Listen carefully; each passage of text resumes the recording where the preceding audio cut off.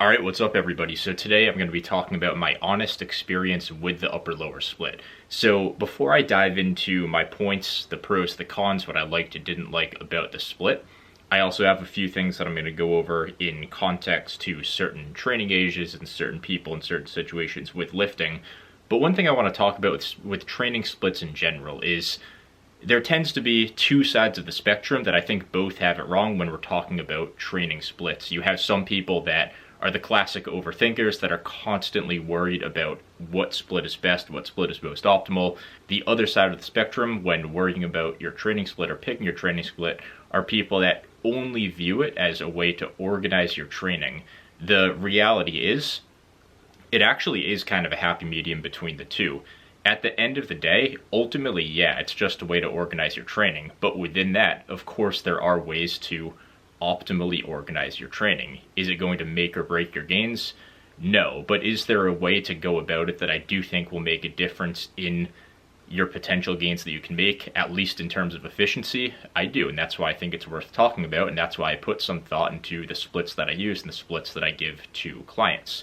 So when it comes to the upper-lower split, ultimately, this split is going to be best, in my opinion, for beginners and intermediates. It can absolutely work for certain advanced lifters, as long as you program it properly, of course.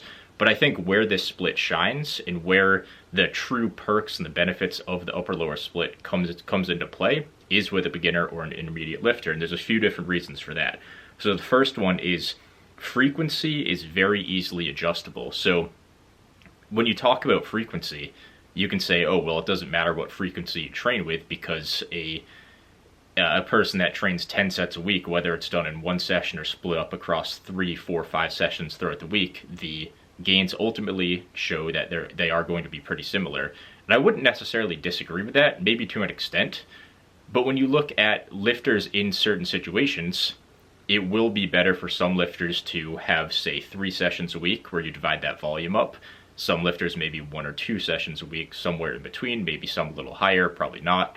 But overall, everyone does have a certain frequency that is going to work best for them. A couple examples of this would be a beginner. There are certain cases where a beginner will benefit most from training a certain muscle 3 times a week.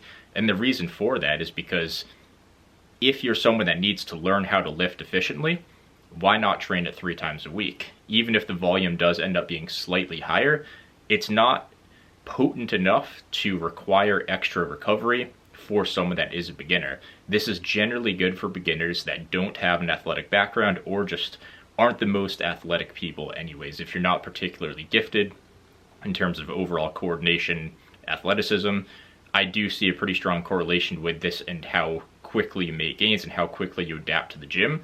So I find that people that don't have a major athletic background, sometimes it's best to try and go up towards that 3 times a week frequency because your volume and your fatigue the fatigue in particular isn't really going to hurt you that much, and you're good to train a muscle group really every 48 hours. So in a situation like that, having somebody have the flexibility to say go up to 3 times a week without changing anything about their other days in their program is a great option. And on the other side of the coin, if someone is, say, training 3 times a week, and they've been making good progress on that, and all of a sudden they're running into recovery issues, maybe they're getting a bit stronger, they've been doing certain movements for a long time, maybe instead of like ditching the program entirely, just going back down to 2 a week. Crazy, right? Reducing a little volume, you're going to regressive underload and lose all your gains. No, sometimes that's just the better option to take, and the upper-lower split allows you to make those adjustments on the fly rather easily without having to change your entire program and program hop. You can keep the foundation and make those tweaks on the fly. Most programs, aside from maybe a full body split for beginners, it's hard to really have that flexibility with your frequency. So another big variable that we talk about, of course, frequency, volume, and intensity are 3 of the main programming variables. As far as volume goes, this is also quite adjustable, but it does have a cap to an extent, in my opinion, in my experience. Volume is adjustable, but has a cap generally about 4 sets per muscle per session, and there absolutely are exceptions to this, so don't take this as a blanket statement, but generally speaking, getting above 4 sets per muscle group per session on an upper lower split does start to get pretty tricky. Of course, there are situations where you have priority muscles and maybe some muscles on the back burner, and that can absolutely change things. But assuming you're treating every muscle roughly the same, aside from maybe 1 or 2 muscles on a low end or high priority, 4 sets per muscle per session on an upper lower twice a week generally is going to be kind of the cap that I would look for. So this is where if you start on, say, 2 sets per muscle per session, you have room to quite literally double your volume if you were to bump everything up from, say, 3 and then to 4 sets. If you end up at 4 sets per muscle per session, of course that's twice 2 sets per muscle per session. So you can progress volume a little bit, but after that it gets to the point where your volume, especially on upper days, does just get to be a little bit too high, where it might be better just to change splits to allow your volume to be a little bit higher, and you don't have to worry about training a bunch of different muscle groups on the same day. So volume, while it's flexible, not quite as flexible as the frequency as far as what we need in terms of maximum frequency. You'll never really need to train a muscle group more than 3 times a week in most cases, but sometimes you do need to go more than 4 sets per muscle per session. So another great benefit, and this is one of the best perks to the upper lower split, is that intensity will be maximized because of the lower per session volume per muscle group. So in something like a push-pull leg split, while this can be an effective split for beginners in a lot of cases, and even intermediates too, the reason why upper-lower might have the upper hand here is because when you're training a specific muscle, of course, intensity is going to be what we're mostly looking for. With volume, there's a rate of diminishing returns. So the first set, first 2, first 3 sets, the sets that are front-loaded in that session for a specific muscle are the most potent, they're the most stimulative. So being able to get all of those front-loaded sessions for every single muscle group on either your upper or lower body, it's a very potent way to train, and it works very well. So that is probably one of the benefits to an upper-lower split over a push-pull leg is for beginners and intermediates. A lot of the time when you don't need more than a low to moderate amount of volume, it's not necessarily like counterproductive volume if you were to go above, let's say, four sets per session per muscle and go into like a push-pull leg split or something like that. But it probably is a waste of time, and so it's basically junk volume in a lot of cases, and you don't have that frequency flexibility like you do have in the upper lower. You're also more prone to sandbagging your sets. Of course, that's a psychological issue that you can work around based on the individual, but that is where an upper lower split, it's kind of hard to do that, and I think that's where the upper lower split truly shines. So as far as moving beyond the upper lower split, not everybody needs to do this, but I do find in a lot of cases it is best to jump to what I would call a bridge program, which I'll touch on in a second here. So session volume is the determining factor of how long you can milk this split out for. Once you require a certain amount of volume per week, you'll either be doing too much volume per session or increasing your frequency past your recovery requirements. At this point, you'll need a split that maintains or reduces your weekly frequency per muscle group, but allows for more volume per muscle per session, like a push-pull legs, for example. Barbell Apparel's free stealth hoodie with any order over $99 is back. Normally, it's an $88 value to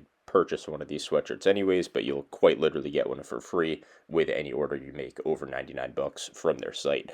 It's a sculpted athletic fit. This is the sweatshirt that you guys see me wearing under my flannels and to warm up for most of my workouts, especially when it's freezing cold in my basement. So it's backed by a 365-day, no questions asked guarantee. If you guys like my hoodies and you want to check out anything else on their site, I highly suggest you do it. Check the link in my description to see my collection. Just as I was saying at the beginning of this video, to give you a real life example of how you might know that you're potentially needing to move beyond an upper lower split, and of course this doesn't apply to everybody. A lot of people can train upper lower forever and become an advanced lifter doing that, but in a situation like myself, for example, I was training on an upper lower split for quite a while. I was doing upper lower 5 times a week, 2 lower sessions and 3 upper sessions. Within this, I started to notice that once I did that frequency for kind of a long time and I was putting a good amount of weight on my lifts, I was getting pretty strong, I just couldn't handle that frequency, and I needed to keep either maintaining or increasing my volume to keep growing. As I would run into plateaus, of course, increasing that volume is kind of the first thing that I typically go to if volume's already low or moderate. And from there, I was having trouble recovering. So specifically, I was getting a little bit of flare-up in my AC joint in my shoulder. I was getting a little bit of flare-up on the side of my calf. I would probably say it's a little bit of like a soleus ache and pain from some squat patterns.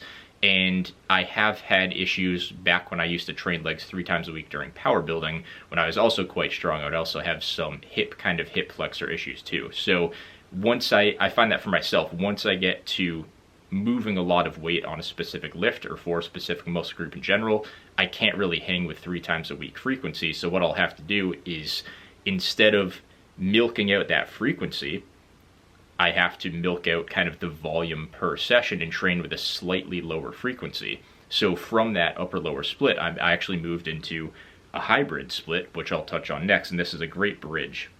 So a logical next step for most people to progress from upper lower is going right to the push-pull leg split. But an upper lower push-pull legs hybrid split is a great bridge to take.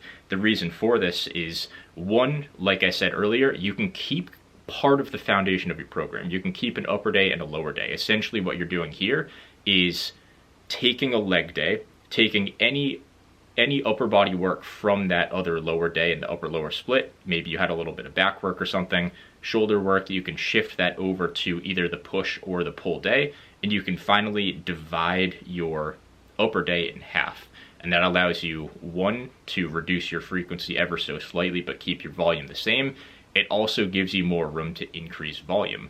Since you're training a push day and a pull day, that means you don't have to worry about your push muscles on your pull day, and vice versa. You don't have to worry about your pull muscles on your push day. And what this does is it brings more room to increase volume as needed to break through certain plateaus.